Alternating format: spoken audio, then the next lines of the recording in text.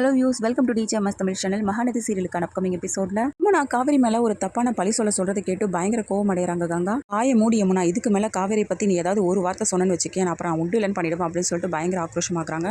நீ என்ன நினைச்சிட்டு இருக்க உன் மனசுல? அந்த நிவின்காக நீ காவேரி பத்தி தப்பா பேசுவியா? காவேரி இந்த குடும்பத்துக்காக ஒவ்வொரு விஷயமும் வந்து பார்த்து பார்த்து பண்ணியிருக்கா. அவளை பற்றி தப்பாக பேசுறதுக்கு உனக்கு எப்படி மனசு வந்துச்சு? இப்படி தான் நீ அவளோட மனசை காயப்படுத்திருக்கியா அப்படின்னு சொல்லிட்டு பயங்கரமாக வருத்தப்படுறாங்க. அப்போ காவேரி மனசு என்ன பாடுபட்டிருக்குமோ, என்னாலே தாங்கிக்க முடியல, அவள் எப்படி தாங்கிட்டு இருப்பாளோ அப்படின்ற மாதிரி பேச ஆரம்பிக்கிறாங்க. காவேரியை பார்த்தா கங்காவும் இந்த விஷயத்தை பற்றி பேசுகிறாங்க. அதுக்கப்புறம் உனக்கு எல்லா விஷயமும் தெரியுமாக்கா அப்படின்னு சொல்லிட்டு என்ன பண்ணுறாங்க, கங்காவை அரவணைச்சு வந்து அழ ஆரம்பிக்கிறாங்க.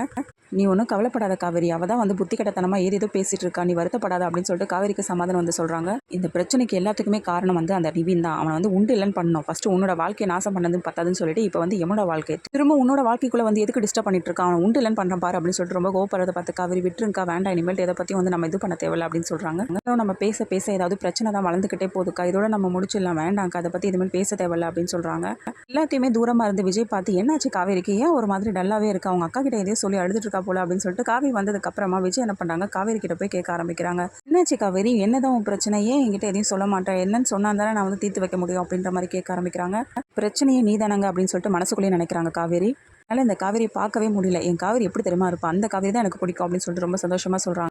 இதை கேட்ட காவேரியும் முள்ளுக்குள்ளே பயங்கரமாக வந்து கடுப்பாகி போகிறாங்க. காவேரி இப்படி இருக்கிறத வந்து தாத்தாவும் வந்து நோட் பண்ணுறாங்க. என்னாச்சு காவேரிக்கு அப்படின்னு சொல்லிட்டு காவேரி கிட்டும் கேட்குறாங்க. என்னாச்சு காவேரியே ஒரு மாதிரியாக இருக்குது அப்படின்னு சொல்லிட்டு ஒன்றும் இல்லை தாத்தா அப்படின்னு சொல்லிட்டு சமாளிக்கிறாங்க. இன்னொரு பக்கம் விஜய் என்ன பண்ணுறாங்க, திடீர்னு காவேரி கிட்ட ரொம்பவே வந்து க்ளோஸாக வந்து பேசிட்டு இருக்காரு. இதை பார்த்து காவேரி வந்து பார்க்க ஆரம்பிக்கிறாங்க.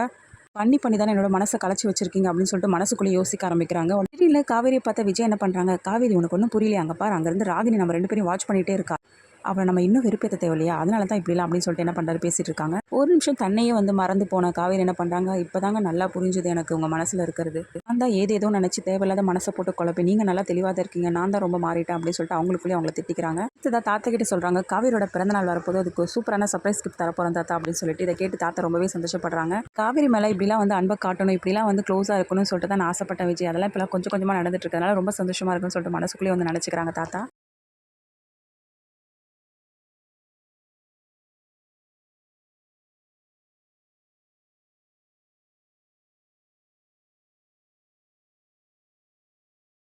விஜய் கூடவே வண்டியில் வந்துட்டு இருந்த காவேரியை பார்த்து, வீடு ஏதாவது பார்க்க சொல்லியிருந்தியா மேனேஜர் கிட்ட அப்படின்னு சொல்லிட்டு கேட்குறாங்க விஜய். ஆமாங்க, அக்ரிமெண்ட் முடிஞ்சதுக்கு அப்புறமா நாங்கள் எங்கே போவோம், கண்டிப்பாக இங்கேருந்து காலி பண்ணி தானே ஆகணும், அதனால தான் அதுக்கு முன்னாடி பார்க்க சொல்லியிருந்தேன் அப்படின்னு சொல்கிறாங்க காவேரி. விஜயோட மனசுக்குள்ளே இதுக்கெல்லாம் அவசியமே இருக்காது காவேரி, கண்டிப்பாக நீ இனிமேல் இங்கே தான் இருக்க போகிற அப்படின்றது மட்டும் இல்லாமல் அன்றைக்கி தான் என்னோட காதலையும் நான் அவங்ககிட்ட சொல்ல போகிறேன் அப்படின்னு சொல்லிட்டு மனசுக்குள்ளேயே வந்து பேசிக்கிறாரு. காவேரியோட பிறந்த நாள் அன்னைக்கு விஜய் வந்து வீட்டை கிஃப்ட் பண்ணுறது மட்டும் இல்லாமல் தன்னோட காதலையும் வந்து காவேரி கிட்ட சொல்கிறாரா, இது இல்லையா, இது எல்லாமே தெரிஞ்சுக்கலாம். அதுக்கு மறக்காம நம்மளோட சேனலை வந்து சப்ஸ்கிரைப் பண்ணிக்கோங்க. கூடவே இருக்க அந்த பெல் ஐக்கனும் கிளிக் பண்ணிவிடுங்க. அப்போ தான் நான் போடுற அடுத்தடுத்த வீடியோஸ் உங்களுக்கு நோட்டிஃபிகேஷனில் வரும். ஓகே வியூஸ், தேங்க்ஸ் ஃபார் வாட்சிங் திஸ் வீடியோ.